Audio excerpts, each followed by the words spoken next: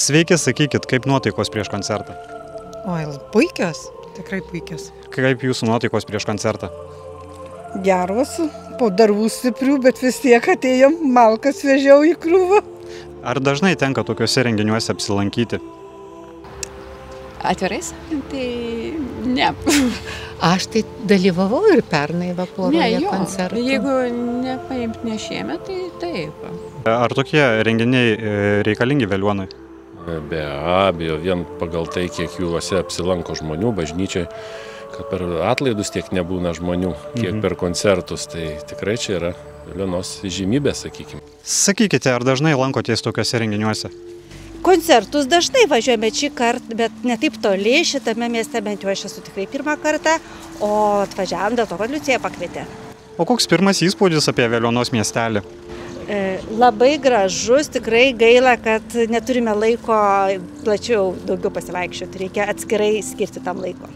O kaip galvojate, ar Veliuonai tokie renginiai reikalingi?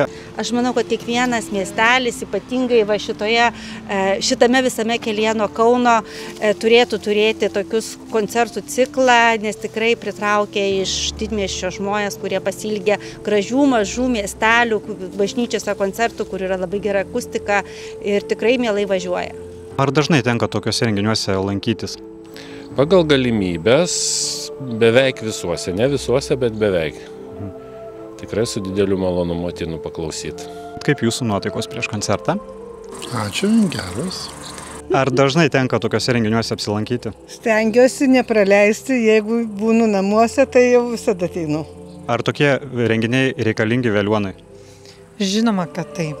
Šiuolaikinis kaimo žmogus, mažo miestelio žmogus irgi yra globalus ir jisai, žinoma, visur važiuoja. Tačiau, kai tokio aukšto lygio koncertai vyksta čia Veliuonoje, yra tikrai labai malonu. Ir labai dėkingi esam organizatoriams už tai, kad galime patirti šitą džiaugsmą. Kaip manot, ar tokie renginiai reikalingi Veliuonos miesteliui? Labai reikalingi. Pritarim, tegul jie būna visada. Kaip nuotaika prieš koncertą? Labai džiaugiamės, laiku atvažiavome iš Kauno, ilgai planavome, labai norėjom nevėluoti, aišku, tikėjomės atvažiuoti anksčiau ir pamatyti visą gražų miestelį, bet manau, kad bus proga dar kartą atvykti. Kaip jūsų nuotaikos prieš koncertą? Puikios. Kaip manote, ar tokie renginiai reikalingi Veliuonos miesteliui? Labai. Labai čia yra dovana Veliuonos miesteliui. Sakykit, ar dažnai tenka tokiuose renginiuose apsilankyti?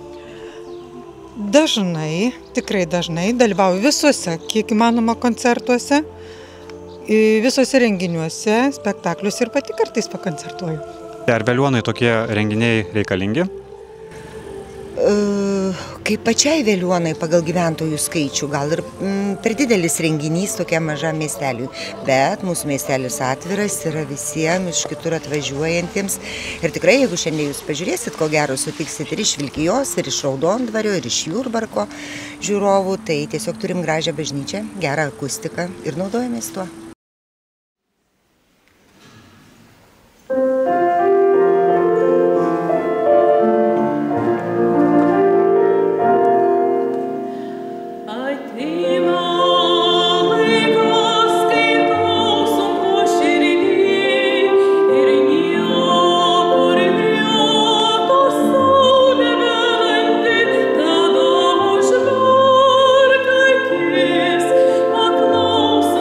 Shiri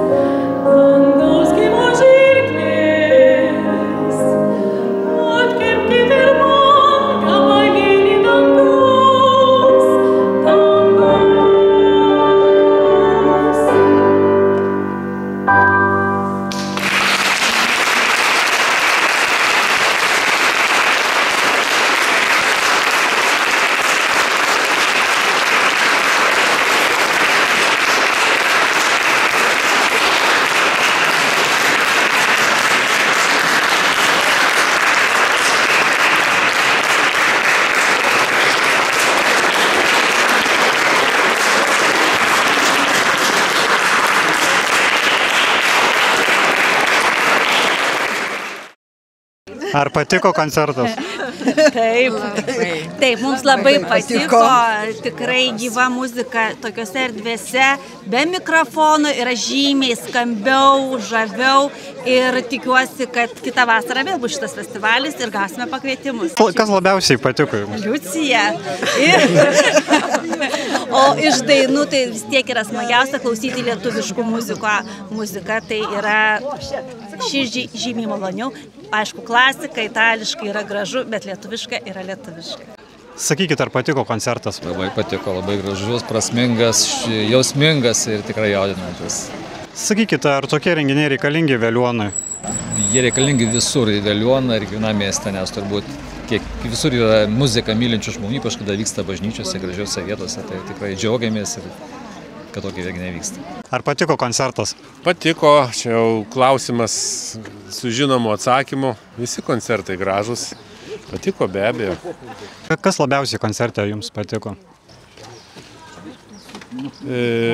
Sunku čia išskirti, nes tai vientisas kūrinys. Aišku, tie kūriniai, kuriuos aš pats dainuoju, tai ko gero ir Baltas paukštis, ir Šviesią vasaros naktį Kuprevičiaus.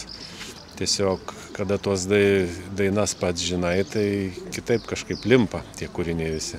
Bet ir tie naujai negirdėti kūriniai taip pat labai gražiai suskambėjo. Viskas labai liuks. Tai kaip pasisekė koncertas? Koncertas iš tiesų pasisekė labai puikiai ir žiūrovų gausa, ir visada atlikėjai jaudinamės prieš pirmąjį pasirodymą, bet tas jaudulys toksai geras buvo, toksai atsispindintis žmonių akyse, kad buvo labai gera muzikuoti, nes jautėm, kaip klausytojas klausosi, kaip įdėmė ir tas ištartas žodis ir tas garsas atrodo taip ir įteka į žmogaus širdį, į žmogaus akis. Atrodo, kad jo ore nebelieka, jį visą suragauja, išragauja. Atrodo, kad taip. Kaip manote, ar tokie renginiai reikalingi Veliuonos kraštui? Be jokios abejonės žinoma, kad yra reikalingi, juolab, kad tai yra jau ketverių berods metų įdirbis. Žmonės įprato, kad mūsų bažnytėlė iš tiesų koncertai būna tikrai aukštos kokybės. Ir ne tik kokybė, bet ir atlikėjai, kurie čia atvyksta į nedidelį miestelį, jie atsiveža nuoširdumą. O turbūt nuoširdumas yra pats svarbiausias dalykas. Taip, tai jau yra tradicinis ir manau, kad jau dabar Veliuona tiesiog neįsivaizduojama be šito vasaros muzikos festivalio. Ir čia gyvenantiem ir pro šalį važiuojantiem Veliuona tikrai gali daug pasiūlyti ne tik istorinių puikių dalykų, tačiau ir labai gražios muzikos, labai gražioje bažnytėlėje. Kaip pats koncertas jums, jūsų akimis? Aš labai laiminga, nes tikrai, kaip ir Lina minėjo, kad žmonių akise jautėsi tas, kad jie tiesiog pasineša į tą muziką, jie tiesiog nuplaukė su melodija ir tikrai buvo gera, labai puikia akustika bažnyčios. Tai aš labai džiaugiuosi, kad mane pakvietė ir tiesiog aš po daug metų sugrįžau į čia būtent ir Linos dėka. Ar galima tikėtis dar kažkada ateityje jūs pamatyti Veliuonos kultūros centre ar Veliuonos bažnyčioje? Aš manau, kad ko gero, kad taip.